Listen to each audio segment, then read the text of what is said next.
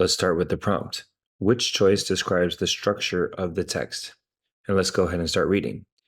Many archaeologists assume that large-scale engineering projects in ancient societies required an elite class to plan and direct the necessary labor. However, recent discoveries, such as an ancient canal, have complicated this picture.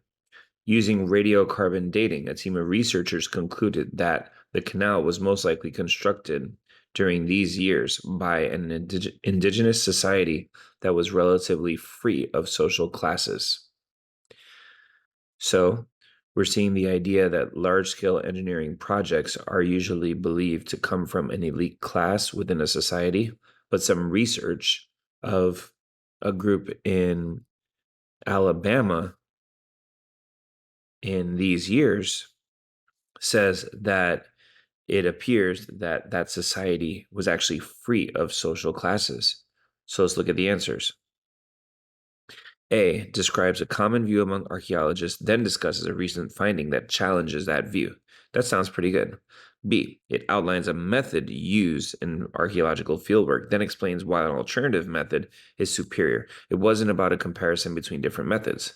C, presents contradictory conclusions drawn by archaeologists, then evaluates a study that resolved that contradiction.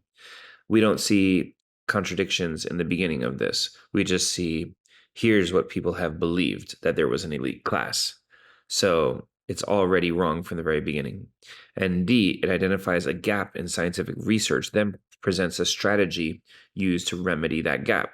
We're not seeing a gap in the beginning, we're seeing a belief. Archaeologists assume that this required an elite class.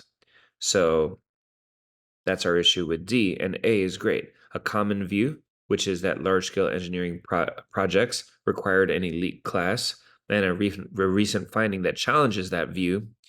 They found that with their data, with their research, that this indigenous society seemed to be relatively free of social classes. So the answer here is A.